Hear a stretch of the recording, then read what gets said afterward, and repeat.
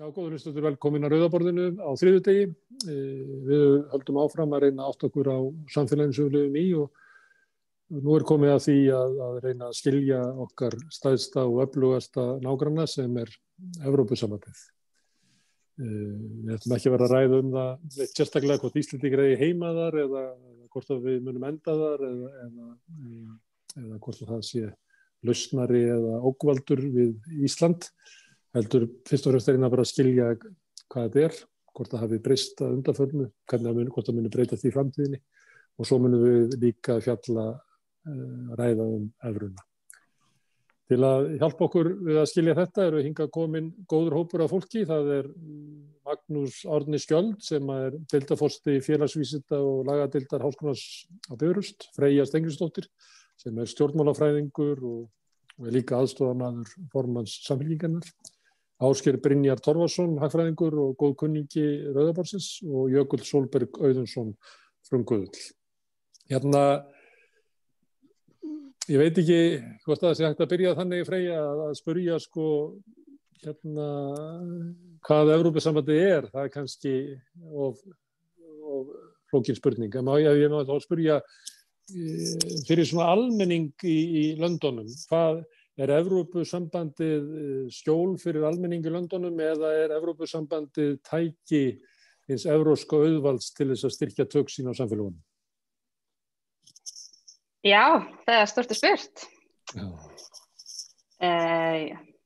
Evrópusambandið þetta bara efnahagslegt og pólitískt bandalag ríkja sem föttuðu eftir stríð að það væri betra að vinna saman og betra fyrir borgara þeirra að vinna saman á ýmsum grundvelli og ég meina við erum Evrópubúar og fólkið í Evrópusambandsríkjunum Evrópubúar og njóta góðs af þessu samstarfi að mestu leyti eða öllu leyti nánast og hvort þetta sé einhvers konar tól auðvaldsins svona ég tek ekki undir það en þetta þetta efnahagslegt bandalag og atvinnulífið sterkt tema og viðskipti. Og hinn alþjóðavæddu stórfyrirtæki hafa ítök innan sambandsins og það þjónar þeim ekkert síður en almenningi. Tja, stórfyrirtæki, alþjóðleg stórfyrirtæki náttúrulega með mikil ítök alls staðar í heiminum og ég held að það sé ekki meira gagnvart Evrópusambandinu en öðrum svona stórum einingum í svona alþjóðlegu samhengi. Reyndar held ég Evrópusambandið svona kannski eini heimshlutin ef maður kalla það þannig sem hefur eitthvað staðið í hárinu og sem stórfyrirtækjum eins og Google og Amazon og þess áttar. En að því sögðu lobbyismi náttúrulega gríðarlega mikill í Evrópusambandinu og í Brussel og auðvaldið það hefur alltaf sína leiðir. Þannig að ég ætla ekki að segja að þessi hafi engin áhrif. Þú sagðir áðan að almenningur nyti ávaxtanna. Hvaða ávaxtir eru það helstir? Þetta klassíska fjórfrelsi. Þau geta búið hvar sem og unnið hvar sem og mennta sig hvar sem í álfunni. Þeir sem eru með sama gjaldmiðil evruna, þeir geta náttúrulega nota hann hvar sem og fyrirtæki njóta góðs af því að geta þá gengið að svona sama umhverfi, viðskipta umhverfi alls staðar og við erum náttúrulega hluta til í því fyrir utan náttúrulega evruna. Það eru ýmis verkefni í samtöðu, ég meina loftslagsmálin, það sameiginlegt mál, sjálfbærni, rannsóknir og þróun, menning, þetta allt svona risastór verkefni og ég held að eins og skiptinemar, ég held að mjög margir svona á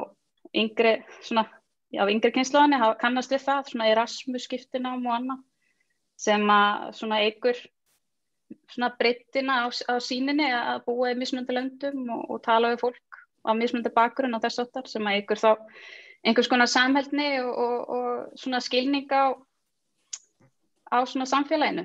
Þannig að ég held að það sé margt annað. Magnús, sjálfsagt má skipta sögu Evrópusambandsins niður í eitthvað svona fasa. Alveg klárlega vegna þess að það alltaf verið að samþykkja svona ný skref og nýja ramma utan framtíðar fyrirkomulagið.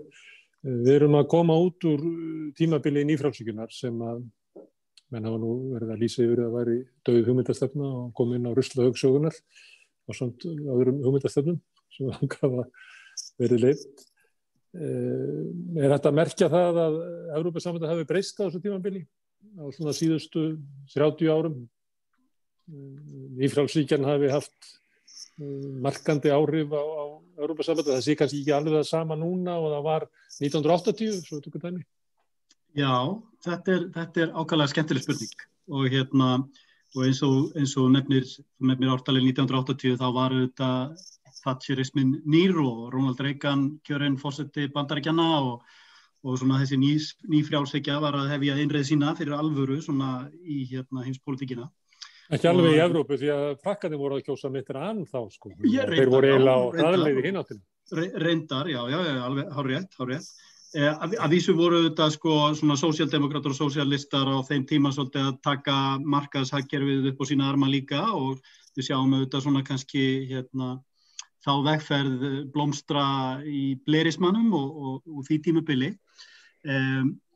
Það hefur auðvitað margt breyst eftir hrunið, efnahagshrunið og ég meina Evrópusambandið lenti auðvitað í gríðarlegum erfiðleikum í framhald af því, evrukrísan svo kallaða, þessi klofningur á milli norðurs og suðurs og náttúrulega sko það var svo augljós einhvern veginn var svo augljós þessi innri togstreita í bandalaginu og þessi erfiðleikar sem bandalagið stendur frammi fyrir við að takast á við þetta mikla bil, þetta efnahagslega bil sem er á milli aðildarríkjanna og hversu ólík þau eru í rauninni innbyrðis og það bara kristallast svo vel í þessu öllu saman að þetta er ekki ríki, þetta er ekki sambandsríki, þetta er ríkja bandalag, þetta er bandalag fullvalda ríkja sem hafa tekið sig saman að haga málum með einhverjum ákveðnum hætti og þannig er það bara og það gerist ekkert sko, Evrópusambandið stígur ekkert stærri skref heldur en aðildarríkin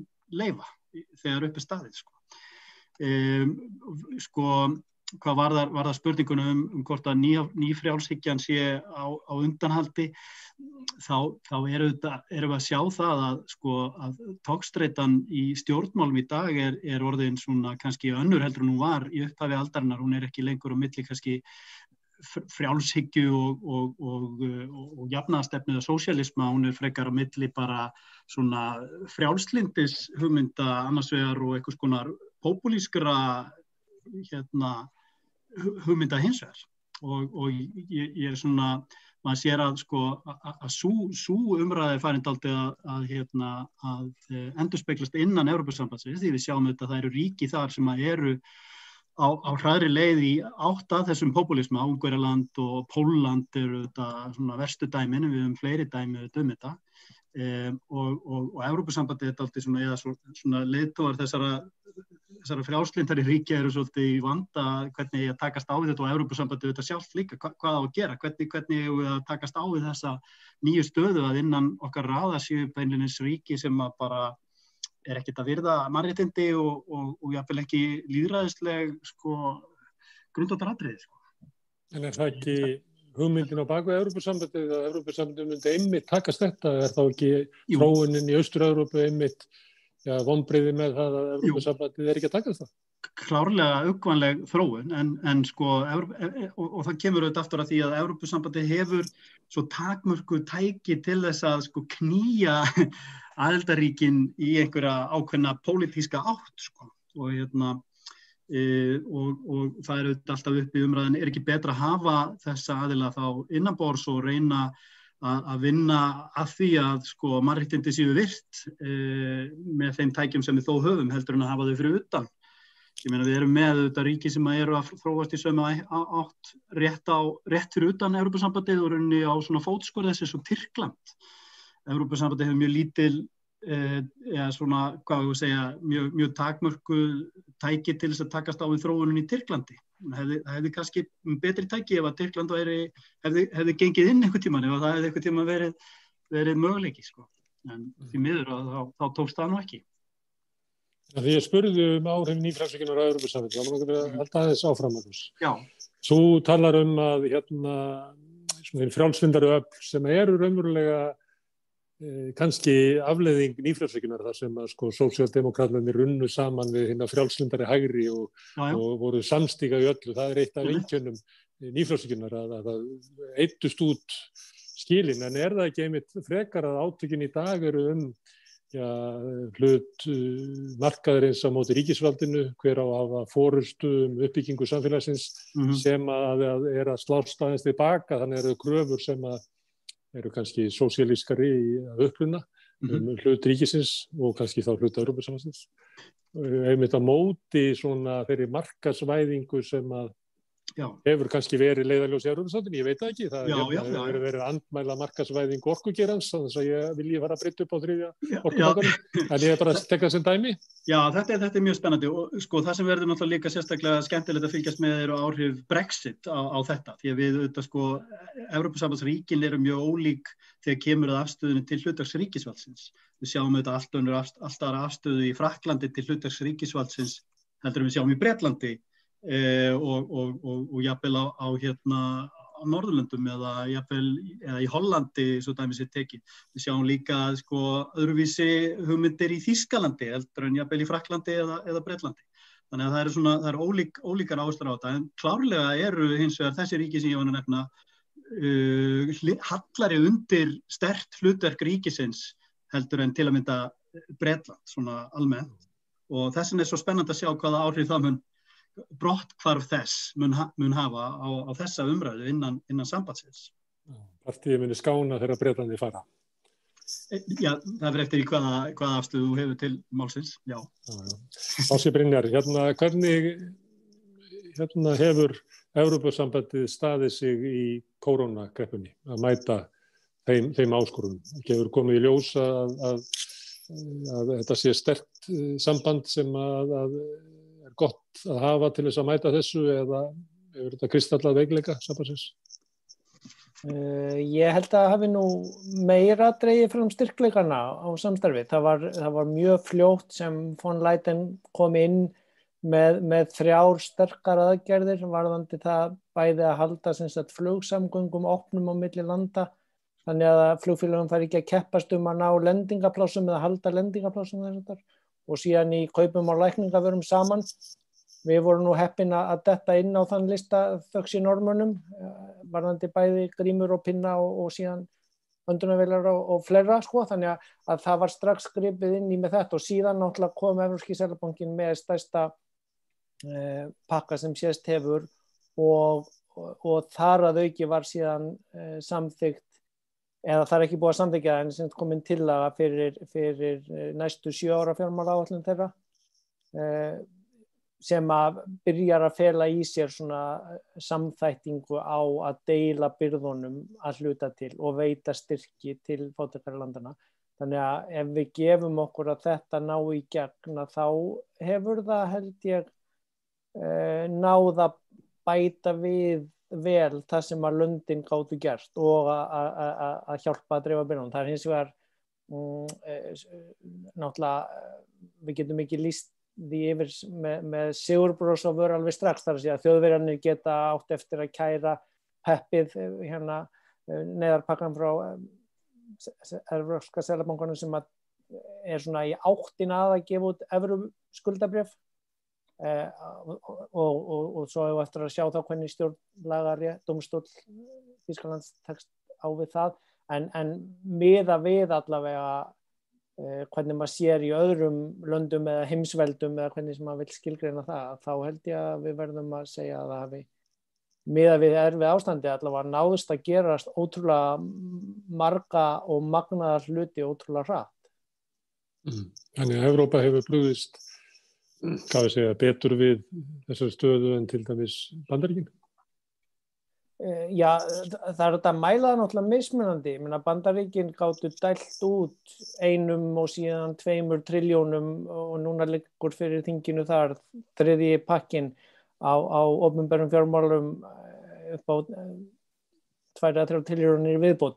Þannig að ef þú mælir það bara í dollarum eða evrum, að þá eru kannski Bandaríkin búin að gera meira, en það byggir á því líka að þeir voru ekki með velferðarkerfi eins og í flestum ríkjum Evrópusambandsins, þannig að þeir þurftu að gera miklu meira. Það sem að maður getur séð varðandi það sem var ákveðið að gera í pakkanum sem komin í Evrópu að það mjög mikil áhersla á hérna Green Deal eða Green New Deal og þar skilyrði til dæmis að 37% af öllum lánveitingunum og styrkjunum sem að fara út eiga að fara í að grænvæða hagkerfið og í viðbót held ég 20% í stafræni væðingu. Þannig að meðan að ef þú kíkir á hitt eða annað heimsveldi sem að kjósa sér leiðtoga núna í kvöld, að þar menn bara að opna aftur kolanámur eða auka olíuvinnslu og hérna. Þannig að fyrir plánutuna held ég augljóslega Evrópusambandið búin að huga betur að haga okkar og framtíða kynslóða heldur en sum önnur af heimsveldunum ef við flokkum þetta í svoleiðis gamaldags hugmynda hugtök. Siðlegra yfirvald heldur en Donald Trump sem kannski ekki svo háengun en allavega. Já, ég meina það eru aðrar blokkir annars staðar, ég meina ef þú værir svona kæmur utan úr geimnum og ættir að velja þér samastað í jörðinni, þá getur þú valið að fara undir hérna undir eina heimsálfuna og haft Trump yfir, aðra heimsálfuna og haft Xi Jinping yfir eða Afríku eða Ástralíu eða Evrópu. Hérna svona ekkert fullkomið en hugmyndin Evrópusambandi náttúrulega svona hvað maður segja, frábær hugmynd, fantastic idea og þær eru allar þannig að þær eru ekki skilgreindur fasti, þær eru í stöðugri þróun og það í raun og veru fyrir mér mælikvarðinn og ef maður fer aftur í söguna hvernig það var til. Ég hlusta á mjög merkilegan fyrirlestur Timothy Snyders þetta í viðbót við það sem að Freyja nefndi að hvernig Evrópusambandið var stofnað svona sögulega skýringin að þá verður, ef maður skoðar það í víðara samhengi þá var þetta í raun og veru viðbragð við svona falli á empires, hvað sem það nú á íslensku, sem það voru svona stórveldi, þú veist, Bretar, þetta voru nýlenduveldi, þú veist, mikið af þeim hermönnum sem dóu til dæmis í fyrri heimsstyrjöldinni í Evrópu voru frá Alsír eða, þú veist, voru úr nýlendum Evrópulandana. Þannig að þetta var í raun og veru viðbragð til að búa til einhvað alternativ, einhvað annað sem tæki við af heimsveldunum sem voru að hrynja. Nýjan, má ekki orða það þannig að það var tilraun til þess að búa til nýjan markað fyrir nýlenduveldin sem höfðu mist nýlendunar frá sér.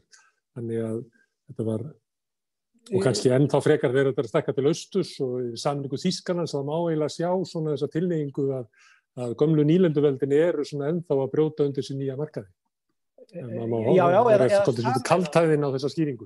Nei, ég meina við Magnús vorum einhvern tímann hérna fyrir einhverjum áratugum saman í einhverjum hérna samtökum hérna varðandi, ég man ekki hvað vefsíðan hét, en semst við munum það þegar Berlínarmúrinn féll og við munum það þegar Erasmus námsmannaskiptin voru sett á sem voru ekki möguleg þegar við vorum kannski í menntaskóla en voru síðan möguleg þegar við vorum komin í háskóla og það svolítið held ég hef stundum kallað Erasmus kynslóðin sem að hérna Freyja og Jökull eru klárlega af en ég og Magnús svona sáum verða til og hérna og það er kjarninn í held ég árangrinu þó maður getur auðvitað alltaf líka dregið fram gallana en ef þú hugsar aðeins í hugmyndafræðilegri æfingu hvernig sameining Þýskalands hefði gengið ef að Evrópusambandið hefði ekki verið til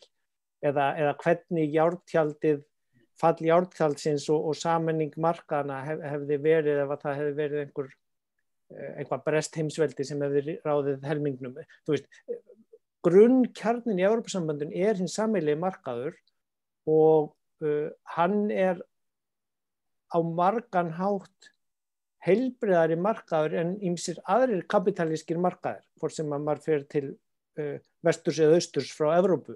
Það að segja að það reynt að hafa það markað undir regluverki eins og sannur markaður á að virka, sem sagt ekki ofurfrjálsmarkaður og það kalla sumir þá ómikla bjúrókrasi í Brussel og að því að var nú nefnt hérna áðan líka lobbyismin, sko, ef að það borið saman Washington eða Brussel, að þá eru bæði mun fleiri lobbyistar per þingmann í Washington og líka mun meiri bjúrókrasía í bandaríska ríkjakerfinu heldur en í Evrópusambandinu. Þannig að þetta bara svona spurning einhverja frasa eða tuggur sem slengt fram, sem sagt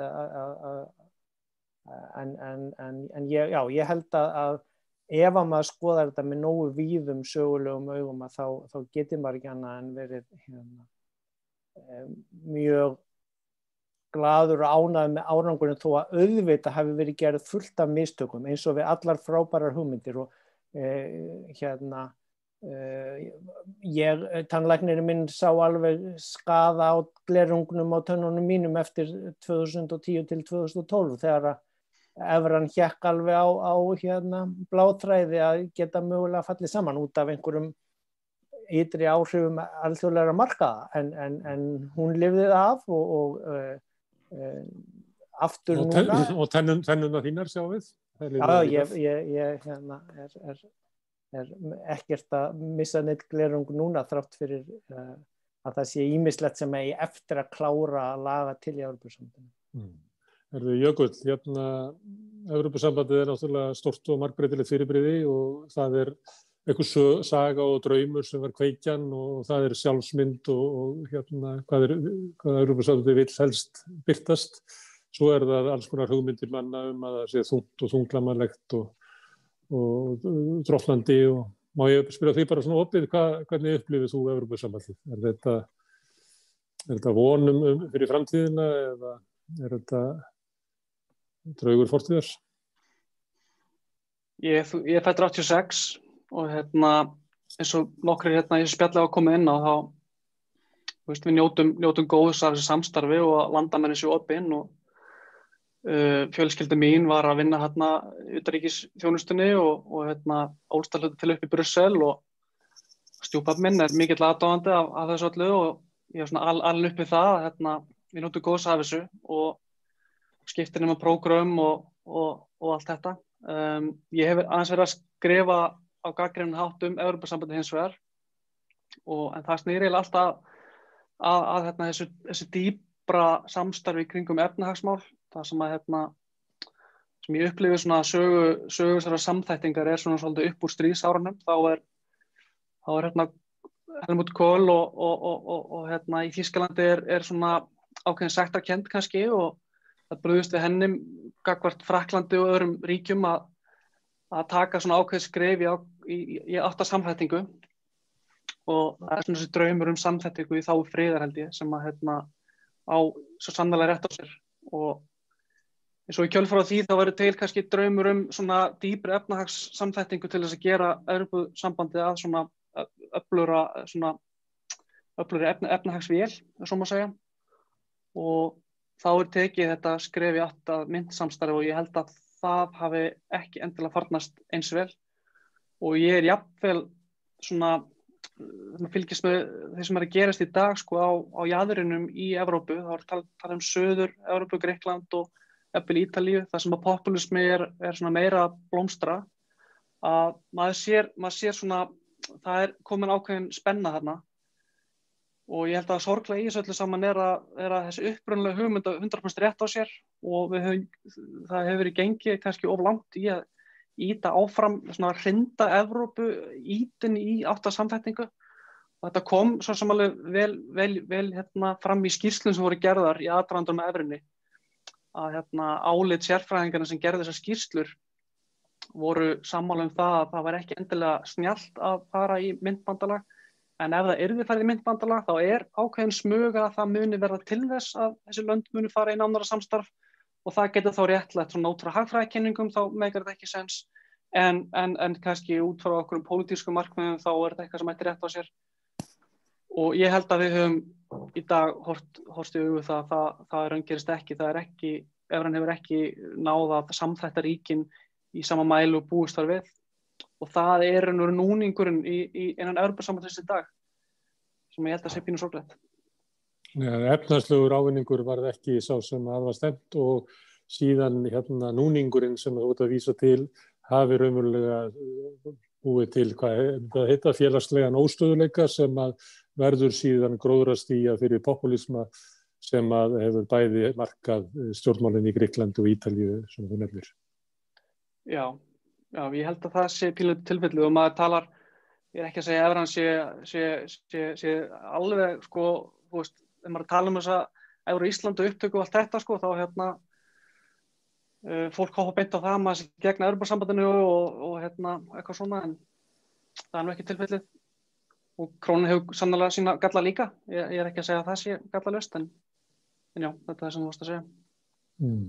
Freyja, þetta hefur nú verið eiginlega alveg frá hruni 2008 verið að tala sko syndir Evrópusambandsins gagnvart Grikklandi og stjórnmál og Ítalíu hafa meira og minna snúist sko þau handját sem að evran og Evrópusambandið situr á Ítalíu, þannig að þeir geta ekki eins og hækka atvinnuleysisbætur af því að Brussel segir nei og þetta verður náttúrulega til þess að í þessum samfélögum að þá missa þær stjórnmálahreyfingar sem að stóðu með Evrópu sem að Magnús vísaði til sem að hvað við kalla svokölluðu frjálslyndu miðju að þau tapa trausti almennings og upprýsa hreyfingar bæði til hægri og vinstri sem að raunverulega eru að bjóðast til þess að losa þessi samfélag út úr spennutreyju evrunnar og Evrópusambandsins. Þannig að Evrópusambandið raunverulega að búa til ekki frið og ró og traust heldur glundroða. Er þetta lýsing sem að þú kannast við? Já, maður kannast við þessa lýsingu og þetta enda sko það sem ég finnst einna leiðilegast við umræðuna evruna og Evrópusambandið sérstaklega innanlands. Hún frekar grunn og byggir á sko einhvern veginn vandamálum sem að voru uppi eftir hrun og svona umgjörð sem var þá sem hefur náttúrulega umgjörðin í kringum evruna og myntsamstarfi hefur breyst bara rétt eins og umgjörðin í kringum peningastefnu hefur breyst á Íslandi með sjálfstæðan seðlabanka og þannig, það var farið í ýmsar umbætur en það er ekki hægt að sópa því undir teppið að evran gerði náttúrulega sumum suðræðnum ríkjum frekar erfitt fyrir og það birtist í gríðarlegu atvinnuleysi en það var kannski jafn mikið evrun að kenna og svona þessari nýfrjálshyggju og hægri stefnu Evrópusambandsins þá að kenna þannig að þá voru náttúrulega Evrópusambandið endurspegla svolítið bara það pólitíska ástand sem í álfunni hverju sinni eins og Evrópuráðið er bara samansett af forsætisráðurum landana sko, og þá var farið í mikið niðurskurð og það var svona stemmingin þá eftir fjármálahrunið, það var niðurskurður og sterið. Ramminn utan evruna er mjög strangur hversu mikill halli ríkissjóðs má vera, hversu skuldingar megi vera, þannig að þetta eru svona handjárn fyrir samfélag sem að lenda í efnahagslegri úlfakreppu að það takmarkað hvað við geta gert til þess að rétta sig við. Já, en við setjum okkur líka ákveðna spennitreyju í íslenskum fjármálum. Það er alltaf einhvers konar fjármálareglur utan hvern gjaldmiðil, en vissulega þá setjum við það sjálf og getum þá losað okkur út úr þeirri spennitreyju eins og ríkisstjórnin hefur gert, held ég 3 eða í hverjum einustu fjárlögum, en fjármálaáætlun, breytingum á henni. En þú veist, ef við tölum alltaf Ítalíu og Grikkland, ef við tökum það sem dæmi, ég held að nettó hagnaður þessara landa hafi verið meira af evrunni en minni, það er kannski bold yfirlýsing, en það sem að einkennir þessi lönd meira en evran, það er líka mikill ójöfnuður, það er mikill svört atvinnustarfsemi. Ég held að Ítalía hafi nú verið með einhvers konar vandamál í svona pólitískri hagstjórn frá því eftir stríð sko, þannig að ég held að evran sé oft þægileg blóraböggull fyrir þessi lönd sem þurfa líka ofta að taka svolítið á stóra sínum sko. Á þess að vera mjög mikla blammeringar, ég meina það góður hlutir í gangi og allt það, en þetta er samt þannig að einhverju leyti. Það er líka auðvelt að segja að þessi ekki evrun að kenna, þetta er bara ykkur að kenna. Já, ég held að þetta sé einhvers konar blanda, það lítur að vera. Ég held að yfirleitt að þannig að báðir eiga einhverja sök í hverju máli. Þú segir að Evrópusambandið mótist af því hverjir eru við völd í löndunum. Svona, ef við förum 30 ára aftur í tíman að þá var sósíaldemókratían ennþá við svona sæmilega heilsu í Evrópu og voru kannski við völd bara í meirihluta landana, en núna bara, það Spánn og Portúgal og Danmörk og svo bara fer maður ekki mikið lengra, sko. Ekki en evrunar, kannski Svíþjóð. Það búið að vera að vinna á, svona félagshyggjan búin aðeins vera að vinna á. Þannig að það svo Evrópa sem að kannski samfylkingin á upphafsárum sínum tengdist, þar sem að voru svona líkari stjórnvöld við völd víðar Evrópu, að þetta ekki alveg það sama þegar það eru komnir bara harðir hægri menn við völd í flestum löndum og eru ríkjandi hugmyndastefna innan Evrópusambandsins.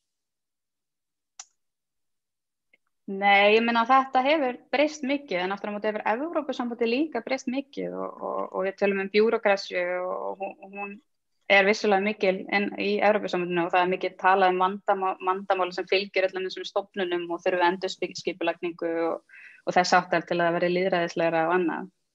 En ég held að það sé út af þeim grunngildum sem Evrópusambandið byggir á, þá náttúrulega erfitt að fara algjörlega sko í svona aðra áttina. Það byggir náttúrulega alltaf á þessari samvinnu, en það ekki hægt að horfa fram hjá því að populistar hafa náttúrulega verið mjög áberandi og haft mikil áhrif á þetta samstarf. En ég svona kannski bjartsýn að eðlisfari. Mér finnst eins og svona tími populistana sé kannski hægt að rólega líðandi lok og ég vona að við komast á því í fyrramálið þegar við vöknum að það allavega sósíaldemókratían nái sér á strik. Og það búin að vera þó nokkri sigrar undanfarið. Magnús gagnrýni á Evrópusambandið frá vinstri, það var á Fakis til dæmis og Corbyn var svona þannig að við alltaf verið erfitt að ná útrúnum hvaða stefnu flokkurinn átti að hafa, þá máttu við heyra á honum að við ættum að vera inni til að breyta Evrópusambandinu til þess að þjóna okkur. Piketty var með ávarp til Evrópusambandsins að ef þeir ætli að mæta vaxandi ójöfnuði, þá þurfum við að sameinast nýja skattastefnu. Þessi hugmynd það að Evrópusambandið eins og í dag, það hjálpar okkur ekki, og við verðum að reyna að breyta því, þannig að þjóni betur alþýðumanna og þannig að verði til betra samfélagi innan þess. Þessi gagnrýni, hún virk innan Evrópusambandsins? Von til þess að hún sé? Þetta nú allt saman hálfgerðir svona utangarðsmenn sem að standa fyrir utan múrinn og rópa eitthvað að honum.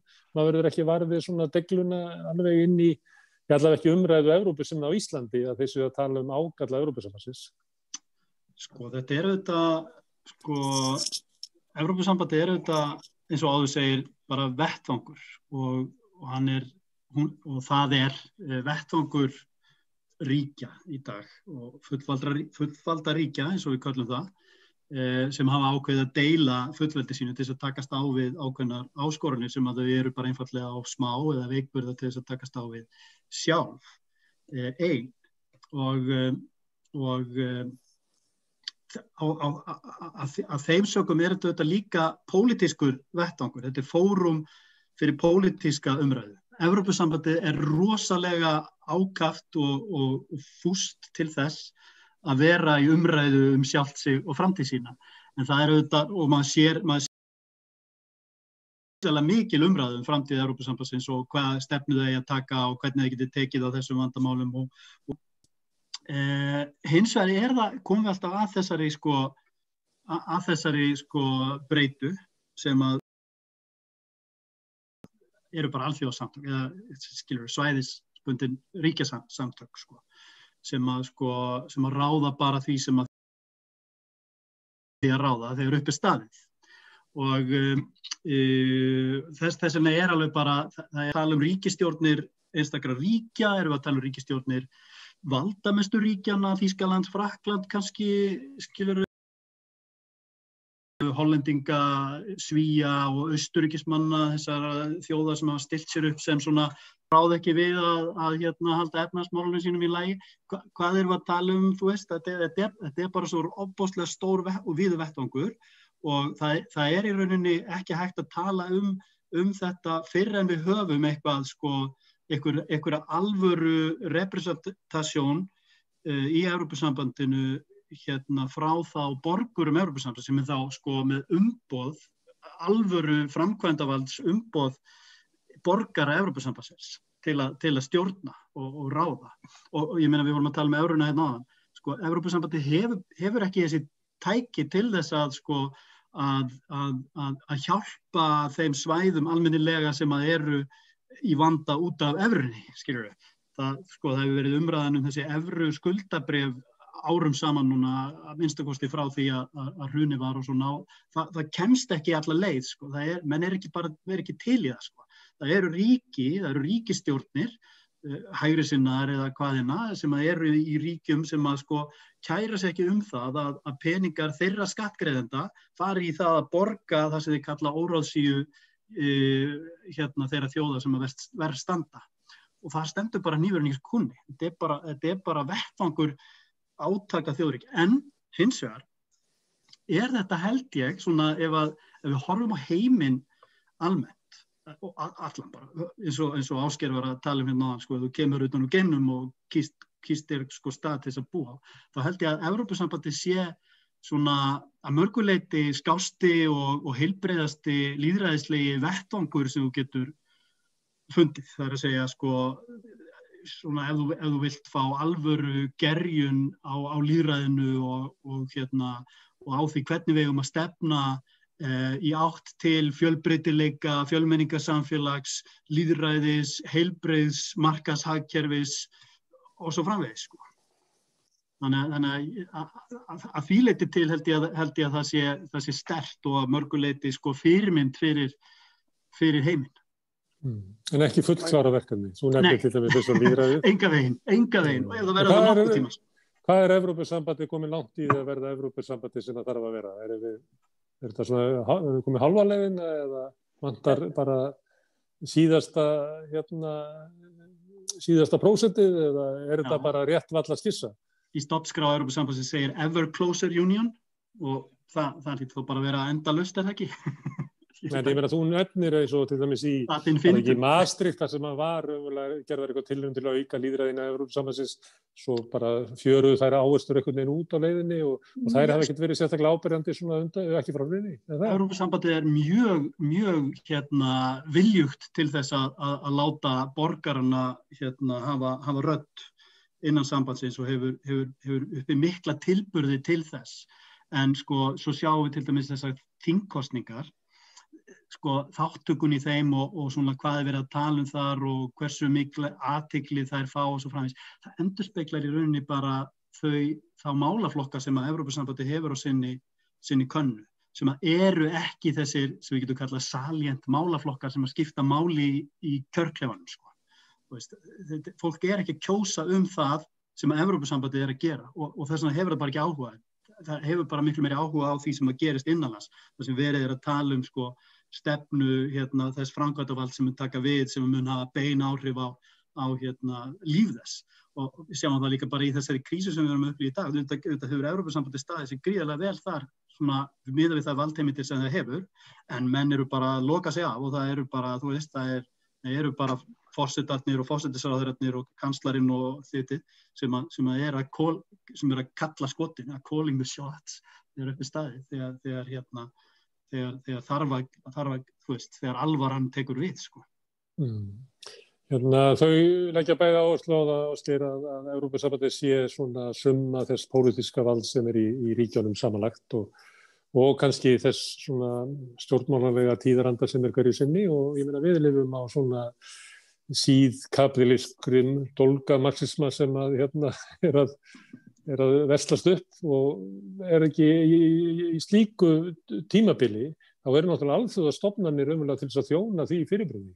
Þannig að því ég er að spyrja út frá gagnrýni til vinstri, þannig að gagnrýni Varoufakis og Piketty og Corbyn og er að mörgu leyti réttar að sko Evrópusambandið bara þjónar okkur í hugmyndinni alþýða þessara landa, þjónar okkur bara ekki nú vel, þeir eru bara upptökin að þjóna öðrum. Já, sko, ef það er nú einhver sem hefur reynt að berjast á móti auðvaldi stórfyrirtækjana, að þá það nú amerísku fyrirtækjum en ekki. Já, sko alþjóðlegu stórfyrirtækjana, ég meina þau eru mjög mikið í Ameríku, hérna það var frestað útboð í Kína núna á hérna einu sem var að frá markað og ég hlusta á menn í Evrópusambandinu viðurkenna það að þeir hefðu, bara í síðustu viku, að þeim hefði mistekist að byggja upp tæknifyrirtækin, sko, en núna verið að stafræni væðingunni aftur og það, menn sjá alveg fyrir sér að það taki áratugi eða kynslóð, en það búið að setja á miklu meiri skattheimtu á alþjóðlegu stórfyrirtækin í Evrópu. Ég var á fundi í morgun varðandi Banking Union og Capital Market Union úti þar sem verið að tala í alvörunni að það eigi að fara að meðhöndla eigið fé eins og skuldir, þar að segja hætta að veita skattaafslátt út á skuldsetningu fyrirtækja. Þar að segja fyrirtæki geta dregið vaxtakostnað frá rekstri og minnkað hagnað sinn. Þetta rosalega róttæk hugmynd sem ég hef ekki heyrt neinstaðar annar stað í heiminum nefnda og ég sé ekki, við getum kallað þetta sósíalíska hugmynd eða hvað þú vilt, þetta er mjög hörð breyting á veldi fyrirtækjana eða korporatisman. Þetta verið að tala af alvöru í Evrópu, þetta af þeim skala mögulega þurft að ná þessu gegn á heimsvísu eins og með fjármagnsflutningsskatt og þess að það líka verið að tala sameiginlega atvinnuleysistryggingu í Evrópu núna, þó að það sé ekki komið federalismin sem Magnús var að nefna. Það vandinn þegar Evrópusambandið jafnvel setur sekt á Amazon eða Google eða þessi stórfyrirtæki, þá neitar fjármálaráðherra Írlands að taka við milljörðunum, sko. Að því hann vill halda einhverjum hérna lágskatta, svona eins og ef Kópasker myndi vilja hafa hérna lægri útsvarstekjur til þess að eitthvað útgerðarfyrirtæki væri frekar með höfuðstöð þar en annars staðar á Íslandi. Þannig að þetta einfaldlega og loka einn punktur sem kom upp áðan, þú varst að tala með fjármálaregluna. Það alvarleg umræða út í Evrópu núna, ég hef verið á nokkrum fundum, þar sem ég verið að tala núna erum við búin að taka fjármálareglunar úr sambandi, við þurfum að tala saman og komast að niðurstöðum hvernig við viljum hafa nýju fjármálareglunar þegar við setjum þær aftur í gang. Hefur heyrt einhver umræða þetta hér á landi? Ja, Bjarni Benediktsson talar að við munum setja bara gömlu reglunar aftur í gang eftir svona 3-4 ár. Það ekki verið að fara að gera það út í Evrópu, skiltið sagt. En þú nefnir Írland að eitt sem að Evrópusambandinu hefur mistekist að til dæmis að stöðva kapphlaupið í botninn í varðandi skattlagningu fyrirtækja sem hluta gagnrýni Piketty. Þannig að þó að þessu vera að ræða þessar hugmyndir að það var líka hægt að snúa þessari sömu sögu við og sagt að þetta eitt af því sem Evrópusambandið mistókst að ná saman Það fór ekki nógu hratt í frekari samruna. Það ekki pólitískur vilji til þess. Nei, það raunverulega? Í löndunum sjálfum, það veldi landana til að standa á móti því svo mikið, alveg eins og að þegar Bretar voru að halda áfram með einkavæði og sér, þá voru Frakkar í París búið að þjóðvæða aftur vatnsveituna sína, sko fyrir 10 árum. Þeir seldu vatnsveituna fyrir 20 árum og þeir af einkavætana eða þjóðvætana tilbaka fyrir 10 árum. Sko. Þannig að þetta getur Frakkland gert og Evrópusambandið ekki að skipta sér að þessu og meðan heldur Bretarnir að selja allar sínar skolpleiðslur og járnbrautarteina til einkafyrirtækja og þurfa núna síðan að borga fyrir viðhaldi af því að því þeir náðu ekki að láta það ganga upp. Þannig að sko það má ekki gera ósanngjarnar kröfur á hvað Evrópusambandið hefði átt að ná í gegn. Maður verður að vera konsekvent í röksemdafærslunni, þar að segja og það einmitt kjarnin í svona hugmyndum sem eru frábærar en aldrei fullburða að það bara eilífur jafnvægis leitar gangur að finna hvar við viljum lenda og svo maður lendir aldrei á þeim stað þar sem maður myndi helst vilja. Sumir vildu hafa farið aðeins lengra í eina áttina og aðrir í hina en meðan maður trúir á einhvers konar lýðræði og samstarf fullvalda ríkja þá þrátt fyrir alla gallana og mistökin þá ég samt ennþá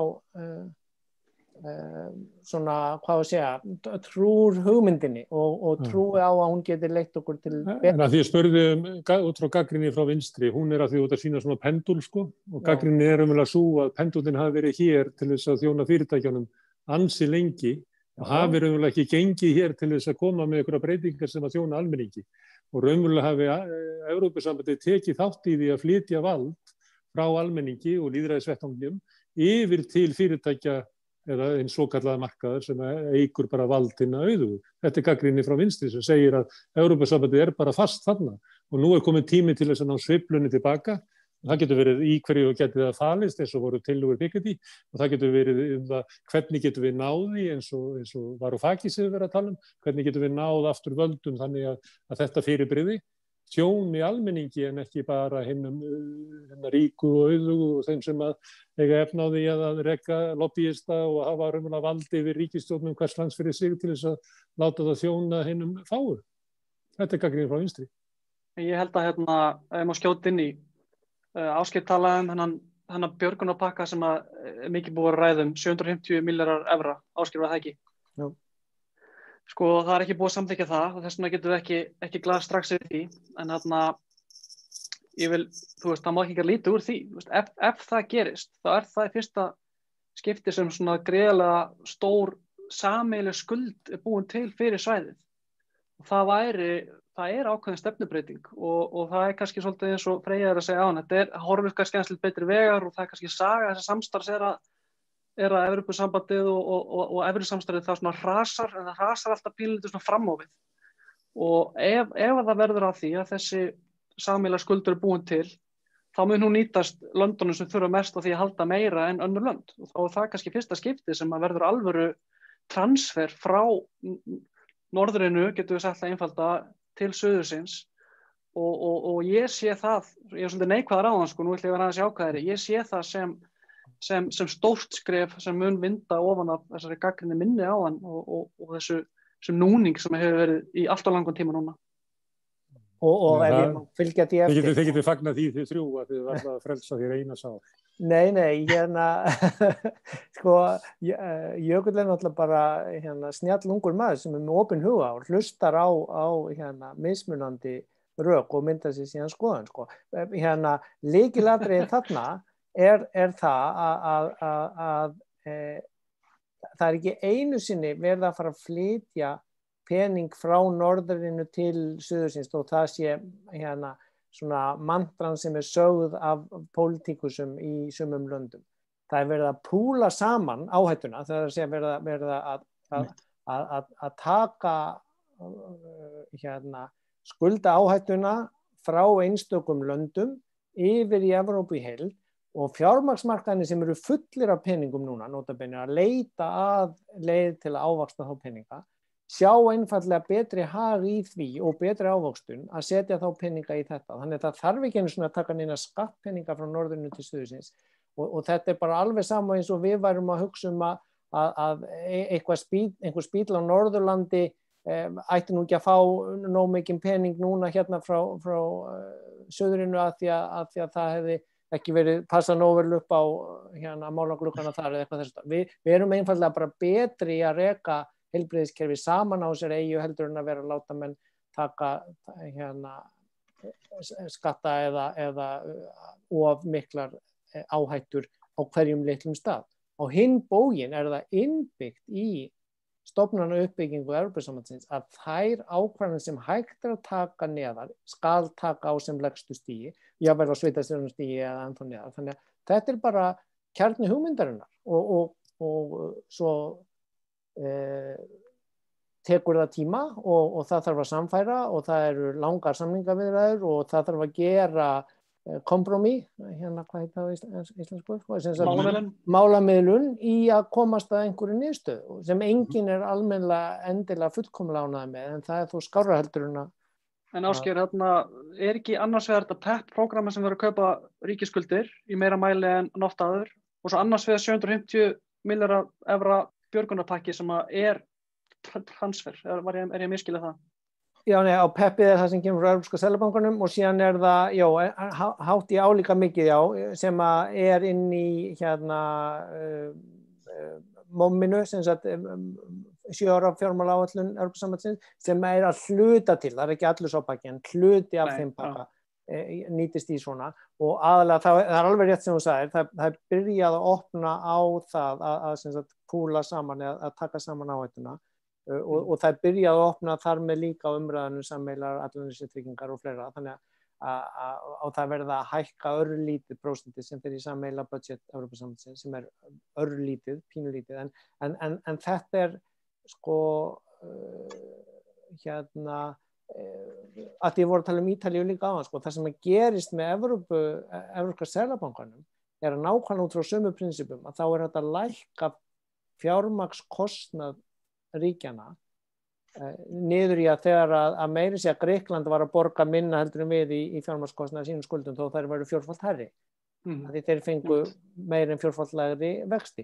Alveg samúið sagt með Ítalíu sko, annars ég fari í tæknileg mál, sko, structural balance hjá þeim, sem sagt leiðrétt afkoma, að hún búin að vera jákvæð síðustu 20 ár, þegar það búið að taka tillit til, þannig að þó að sé haldi á lofti að hallinn þar sé svo mikill að þá þeir einn af örfáum löndum í Evrópusambandinu sem hefur náð að skila raunverulega bætandi afkoma, þannig að, þú veist, og þeir hafa síðan notið góðs af lægri vaxtakostnaði sem að Evrópski seðlabankinn hefur skaffað þeim og flest fólk í þessum löndum vill ekki frá líruna eða drökmuna aftur í staðinn fyrir evruna því það laust við að fá 20% skell hérna þegar eitthvað kemur upp á og minnkaðan. En raunveruleikinn ekki sá að í dag sem Íslendingar að borga fjórfaldari vexti heldur en Grikkir, það líklega ekki tilfellið ennþá. En það hérna þetta work in progress Evrópusambandið og það þarf að breytast og það verður að fylgjast með breyttum tíma og þá kemur spurningin það sko hvort það sé pólitískur möguleiki á að slíkt gerist innan Evrópu því að það hefur komið fram hér að það víða í Evrópu kannski svona breyttur pólitískur raunveruleiki og kannski ekki sami vilji til alþjóðasamstarfs og áður var að fólk svolítið að reyna að verja bara sitt heilbrigðiskerfi og sína framleiðslu og þetta atvinnu fyrir sitt fólk og þá það spurningin sko, ef það horft yfir Evrópu og það ekki hægt að sjá pólitískan stöðuleika þar eða pólitíska samheldni, það átök í öllum löndum, það sums staðar næstum því bara, ef það væri ekki útgöngubanna þá væri slegist á götunum út af uppreisn almennings og þannig var það bara fyrir COVID að það loguðu götur víða um Evrópu af átökum. Í slíkri heimsálfu, hvaða líkur á því að Evrópusambandinu takist að sko þroskast og batna og lagfæra ágalla og mæta nýjum áskorunum í framtíðinni? Þú Freyja, þú mátt fá þessa einföldu spurningu. Ég meina, það hefur nú ýmislegt gengið á í Evrópu síðan að Evrópusambandið var stofnað og alltaf hefur það komið út úr því og yfirleitt betra. Held ég allavega. Ég held líka þegar það kemur svona risa áskorun eins og heimsfaraldurinn, þú veist. Þetta náttúrulega, það ekki kannski fyrir að býta alla, fólk ekki, þetta svona lítið hluti sem finnur svona gríðarlega fyrir sko náttúrulega efnahagsáfallinu sem í gangi núna. En þú veist, það náttúrulega gríðarlega hömlur á bara, þess að tala útgöngubann víða og annað. Ég held að neyði svolítið fólk til þess að vinna meira saman, en þess að veiran og fleiri vandamáli svo loftslagsmálin og svona, þeir náttúrulega lúta einhverjum landamærum, sko.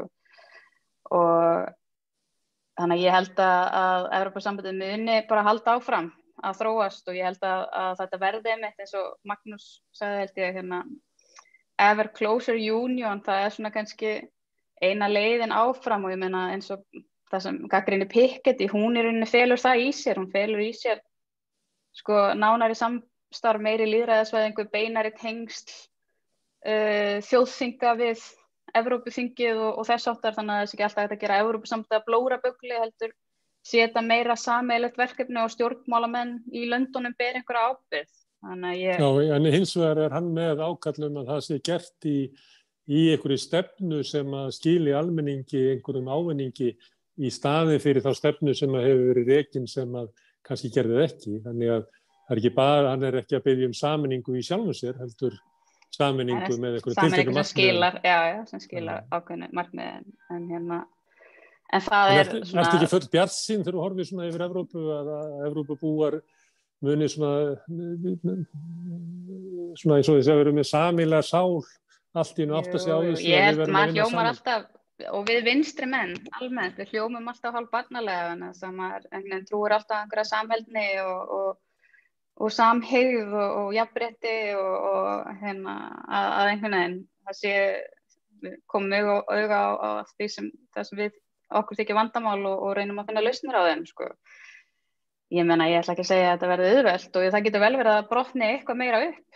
Það, þú veist, ég meina, það hrikalegt ástand á sumum stöðum í Póllandi, Ungverjalandi, gríðarlegar áskoranir. Náttúrulega að Bretland hafi farið út í þessa vegferð, náttúrulega opnar svona sviga og við sjáum hvað kemur í kjölfarið. En þetta bara svo gríðarleg, já, eins og við sáum með Bretland. Bretland að fórna lífsgæðum almennings í Bretlandi fyrir meira sjálfstæðu. Það bara þannig. Og ég held að það muni komið í ljós. Þeir telja að vera meira virði, þannig að kannski að það rétt fyrir sér, að það sé bara meira virði. Þeir vilja frelsi til að gera mistök, bara. En þú nefnir, sko, Pólland og svo ferðum við til Bretlands, en það eru gríðarleg pólitísk átök í Frakklandi og bara stjórnmálakerfið að leysast þar upp. Það sama á við eiginlega Spán. Það eru gríðarleg átök í Ítalíu og þar eiginlega gamla stjórnmálakerfið eiginlega horfið. Svo gott sem á þessi, kannski að það fara rauk fyrir eitthvað síðan fæðast. Það eru uppgangur svokölluðu hægri öfgaflokka í Þýskalandi, í Svíþjóð, í Austurríki. Það ekki pólitískur stöðuleiki í Evrópu, þetta eiginlega jaðra við að vera sko glundroði. Og það eiginlega erfitt að finna, ef maður fer á milli landanna, að finna einhvern skona samhljóm að eitthvað sem að sko pólitíkin að sameinast að sé mögulega leið til einhverja framtíðar. Já, þú talar að ég var á bjartsýn, veit ekki þú heldur svartsýn. Ja, þannig það, ef þú bjartsýn þá spyr ég svart, sko, ef þú hefur verið svartsýn þá hef ég spurt eins og bjartur maður. Magnús, vilt þú tjáðu þetta? Já, algjörlega, sko. Því að þetta byggir á, eins og þegar við komum fram, þetta byggir á pólitíkin í Londonum og ef pólitíkin í Londonum eins og ég að lýsa, kannski ekki alveg svona slæm en 90% af því, að þá bara erfitt að sjá sko, hvar samtalið á að fara fram. Já, nákvæmlega. Og ég held að sko, þú talaður hagsmuni almennings og ég held að hagsmuni almennings séu alltaf tengdir svona hinu lýðræðislega umboði og hversu mikið lýðræðislegt sko vald almenningur hefur og eins og staðan í fyrirbærinu Evrópusambandinu í dag að þá sko, jú auðvitað það sko, það lýðræðiskerfið þarna en það má styrkja það klárlega og styrkja hið lýðræðislega umboð Evrópusambandsins til þess að vera gerandi í löndunum. Hins vegar sjáum við það núna því þú talar populismann og Freyja talaði Pólland og að sko bandamaður almennings og þeirra sem að mótmæla þessu sko bakslægi í lýðræðismálum og í sko í svo fóstureyðingum og eða sem sagt meðgöngurofi það Evrópusambandið. Evrópusambandið sko einn af kröftugustu bandamönnum mótmælenda í þessum löndum þar sem að lýðræðið að hopa. En Evrópusambandið hefur ekki tekist að styðja sjálfstæðisbaráttu fólks á Spáni á Katalóníu? Nei, það er náttúrulega, þar eru menn í fangelsi fyrir skoðanir.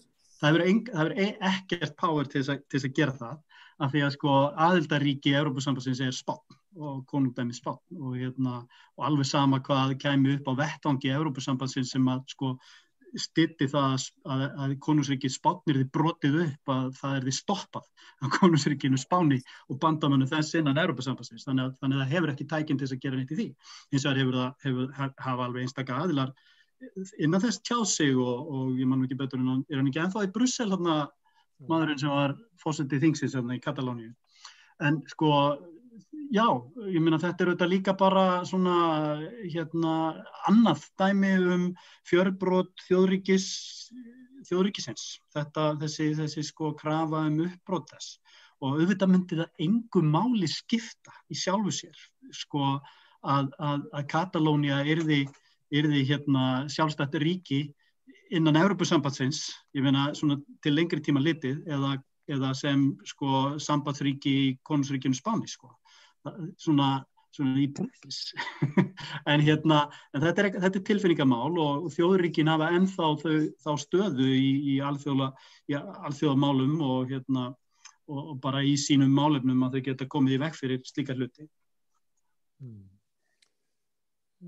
Ásgeir Brynjar, þú kannast við það að þá kenningu að við getum bara fengið tvennt af þessu þrennu af fullveldi, lýðræði og alþjóðahyggju eða alþjóðavæðingu og hugmyndin Evrópusambandið að það fari saman alþjóðavæðing og lýðræði en gallinn sá að lýðræði liggur ekki hjá Evrópusambandinu heldur inni á þjóðríkjunum og það sé svona átökin sem að þar eru og átökin eru á milli þess að flytja lýðræðið yfir til Evrópusambandsins og svo fullveldi ríkjanna og það er spennan og er bara alvöru pólitísk spennan í öllum ríkjunum.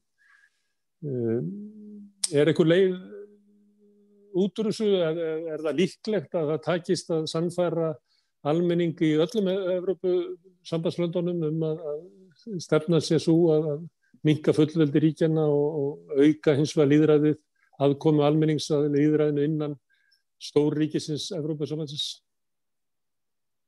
Og við erum að upplifa þannig tíma núna að það er allt mögulegt. Sko.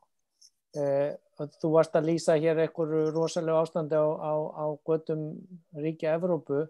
Ég bendi bara á að það er fyllilega mögulegt að popúlistin vinni í Bandaríkjunum í nótt og það er líka fyllilega mögulegt að hann tapi en afhendi ekki völdin tilbaka. Það er fyllilega möguleiki þó ég sé ekki að spá því og ég vona yfirleitt að ég hafi rangt fyrir mér en það er fullur möguleiki á því að það verði svona borgarastyrjaldar ástand í sumum fylkjum Bandaríkjanna eftir nokkrar vikur ef að þetta spilast illa úr þessu.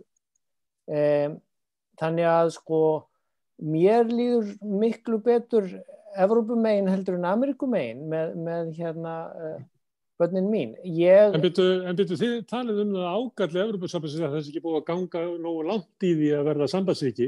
Svo tekur dæmi að Bandaríkjunum sem gekk bara þokkalega langt í því og það að leysast upp. Þannig að kannski þá ekki lausnin svo sem að þið að benda. Nei, en og það er fyllilega mögulegt að Bretland fari ekkert út úr Evrópusambandinu. Þú veist, samningaviðræðurnar eru á þannig stigi núna og það er alveg möguleiki að Pólandi eða Ungverjalandi verði vísa á dyr ef þau halda áfram að ganga fram af með brotum og mannréttindasambandinu. Ég er bara að lýsa, við erum í svo miklu breytingaferli í heiminum að allt sem að maður taldi vera fastmótað og örugt er mögulegt að losa núna. Ég er ekki að segja að það sé orðilaust en það er alveg fyllilegu möguleiki á að Bretland fari ekki út. Að það er svo erfitt fyrir það að fara út og þeir eru að sjá svo mikið sko, þannig að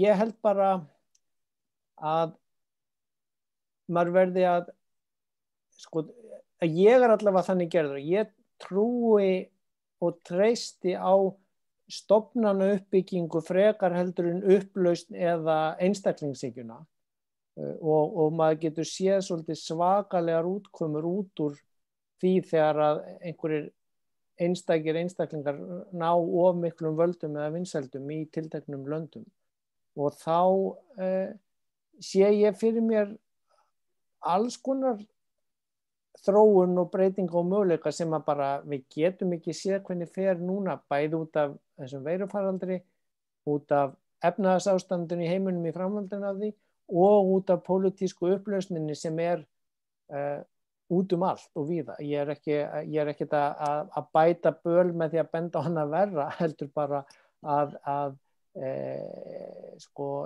mér finnst það stundum vera spilað upp hér í fjölmiðlum sérstaklega, alveg sama hvort það er varðandi innflytjendavanda í Svíþjóð þar sem ég bjó nú í 10 ár eða mótmæli. Ég meina, það er einhver leiti bara holt og gott að séu mótmæli. Ég meina, það hefur nú verið heilmikið að mótmælum hér á landi það enginn út í Brussel að tala stórhættulega upplausn á eyríkinu Íslandi. Þannig að menn þurfa bara að finna leiðina út úr þessu óvissu ástandi sem við erum í saman og á strúktúreraðan hátt hef ég trú á frekar og þú ert svolítið mikið í þessu hægri vinstri greiningunni.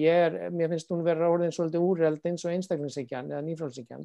Ég held að sé miklu meira spurningin opingáttar eða innilokunar og það viss hætta og að viss lönd allavega í Evrópu loki sér meira af og þá stefnum við í kreppuna miklu aðra eða eitthvað þess áttar. Það voru mistökin sem voru gerð í kreppunni miklu fyrir frá 100 árum og þetta bara ástandi sem við búum við núna. Ég trúi á samvinnuna, sambandið og svona hérna stöðugu framþróun frábæru hugmyndarinnar lýðræði og Evrópusambandið.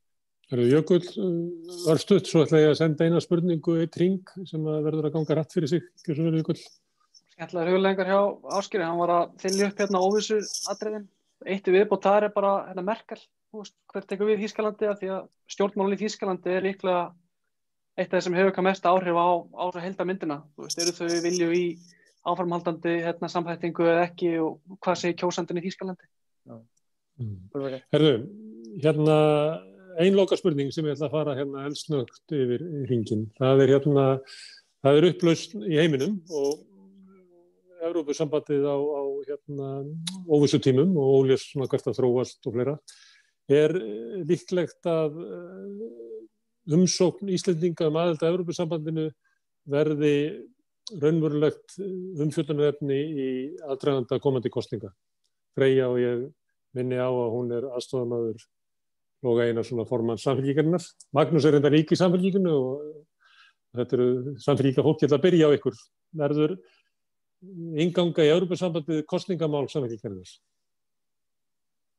Ég ætla nú ekki að ég ætla að fá að svara þessu loðu en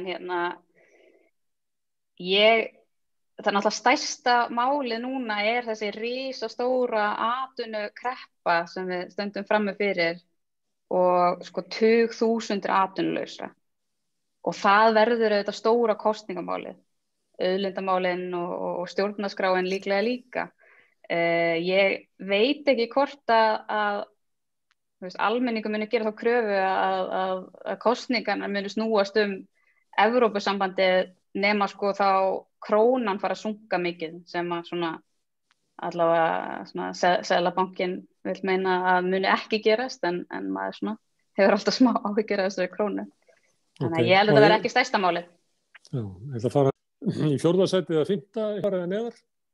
Ég held að það verði, bara svona eins og Freyja segir, ég held að þetta rosalega ástand sem við erum í núna og erum að halda áfram í, verði auðvitað það sem að verði fólki efst í huga, hvernig við eigum að takast á við það. Ég held líka svona til framtíðar erum við þurfum við að takast á við loftslagsvána. Það bara stærsta viðfangsefni mannkyns og bæði þessi málefni geta auðvitað snert umræðinu með Evrópusambandið mjög sterkt og þannig held ég að það geti fléttast inn í kosningabaráttuna en ég held að þetta sé ekki svona efst á blaði per se sem slíkt og ekkert endilega evruspurningin heldur Ásgeir Brynjar, finnst þér leiðilegt að heyra þetta frá Samfylkingafólkinu að þetta muni kannski fléttast inn í 3. aukasetningu í umræðum loftslagsmál? Nei, ég skipti mér ekki af pólitík á Íslandi, og þó að ég sé trúr hugmyndin Evrópu og sé mikill talsmaður evrunar, að þá ég alveg raunsæðismaður líka og gerir mig grein fyrir því að hún verður ekki tekin upp á næsta kjörtímabili á Íslandi. En ég held, og ég gerir mér alveg grein fyrir göllunum sem með evrunni fylgja, en ég held þá að ef að menn eru í svona kreppuástand og við erum í núna, að þá nú eins gott að menn nýti sér kosti krónunar og geri þá eins og Bretlandi eða önnur lönd sem eru með sjálfstæðan gjaldmiðil og láti kostina af honum nýtast öllum almenningi en ekki bara örfáum stórfyrirtækjum útflytjanda. Það að segja eins og sögulega hefur verið notaður gjaldmiðillinn hér á landi.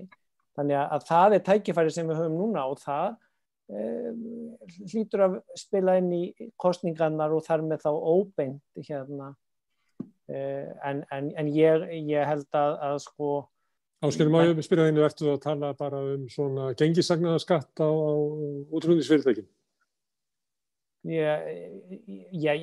Nei, ég nú ekki að endilega tala sérstaklega skattheimtu, þetta snýst bara það að halda vöxtum hér lágum áfram til langs tíma eins og öll löndin í kringum okkur að gera, frekar heldur en að hérna, já, og verja fallkrónunar sem við höfum forðað til að gera og ef að Freyja lýsa rétt orðum innan úr Seðlabanka þá treysti ég því bara að menn passi. Þú ert að meina að styrkja gengi krónunar til þess að Ég bara meina það að ef maður með þennan minnsta gjaldmiðil í heimi sem að manni finnst svo frábær að þá eins gott að nota hann til hagsbóta fyrir almenning en ekki til hagsbóta fyrir hérna auðmagni í landinu sérstaklega. Það að segja ég hef nefnt þetta áður inn í þætti að setja óformleg gjaldeyrisöft á lífeyrissjóð en hleypa einhverjum hérna sem eiga stórar summur úr landi.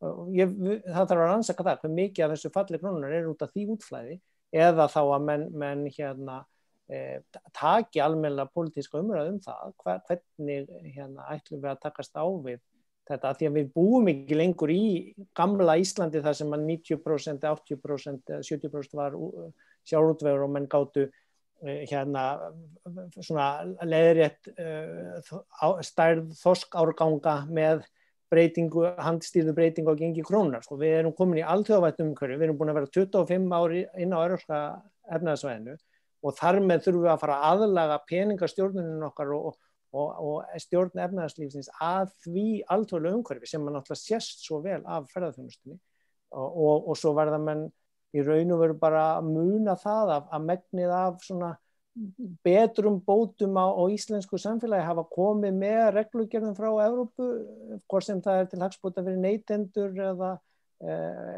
reglu umhverfi á fyrirtæki eða aðra, umhverfisreglur og mál, skolphreinsun eða annað. Þannig að hérna, það nú svona það sem við höfum fengið með aðganginum af því að fá aðgangin inn á markaðin og selja fiskinn okkar það. Þannig að ég vil bara að það sé svona heilbrigð umræð þetta en ekki þessar leiðinda gömlu úreldu tuggur einhvers konar bjúrókrasi eða allt sé lofandi á einhverjum götum hérna.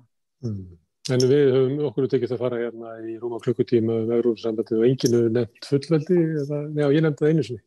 Þannig að við höfum ekki alveg farið í gegnum alla tugurnar í þessu spjalli. En hérna, Jökull, það verður ekki kosið Evrópusambandið núna 2021, 2025 þá ég farin að nálgast eftirlaunaldurinn en þú ert þá ungur maður, heldur að þú eigir eftir að lifa það að hérna verði heitar kosningar Evrópusambandið, kannski að verði þjóðaratkvæðagreiðsla hvort við höfum að sækja heldur þetta komist á dagskrá svona hérna næstu 10 árum?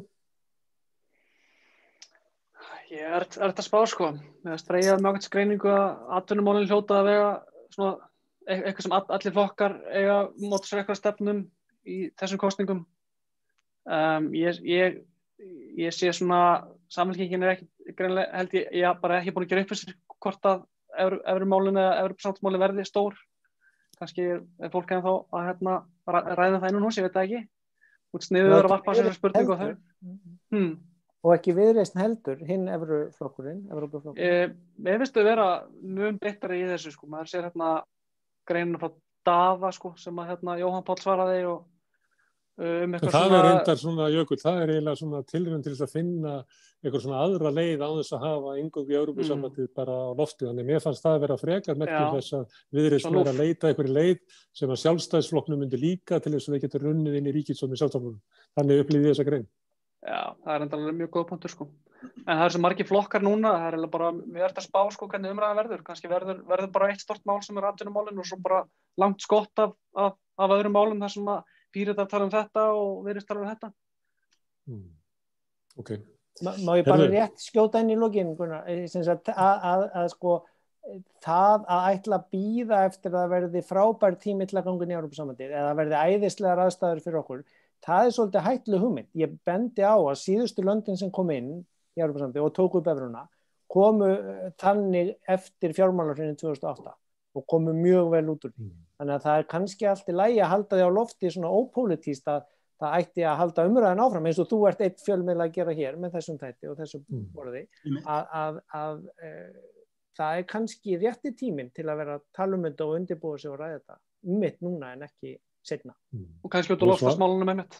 Já, nákvæmlega. Þú ert svo ákafur Evrópusinni áskilbyrningar að þú ert eiginlega að leggja það til þess að svo ég vitni nú óbeint í þann sem að koma okkur inn í EES var forsvarsmaður í því að þú vilt að það ekkert verri tími að flytja inn í hús með það brennur heldur en hvenær sem Ég held bara að heimurinn brennur en ég held að sé nú einna minnstur eldur í Evrópusambandurum ef maður lesir herbergi í hinnu brennandi húsi. Herðu, við sláum botnin í þetta núna með gaman að fá okkur hérna til þess að tala um Evrópusambandið eins og við komum fram hérna þá oflítið gert að því. Vonandi sannaði þessi þáttur ekki hversina það væri, ég vona að einhver hafi haft gaman að því að sitja hérna með okkur og hlusta. Magnús Árni, Freyja, Ásgeir Brynjar og Jökull Solberg, kæra þakkir og hlustendur þakkaði fyrir að stella hérna hjá okkur. Rauðaborðið verður hérna á morgun á sama tíma, þá verða Bandaríkin til umfjöllunar, þá kemur í ljós í nótt og í fyrramálið eiginlega hvort að það fari einhvern veginn eða hvort að Bandaríkin logi þar og þá kemur kannski í ljós hvað umræðin hérna á morgun mun snúast. Öryrkjaráð líka á dagskrá samstöðarinnar klukkan 3 á morgun, hvert fólk til þess að fylgjast með því, einnig að fara inn á síður samstöðarinnar á Facebook, á YouTube og heimasíðu samstöðarinnar, samstöðun.is, þar sem mikið úrval af þáttum sem allir innihalda öfluga umræðu samfélagið sem við búum í. Takk fyrir í kvöld.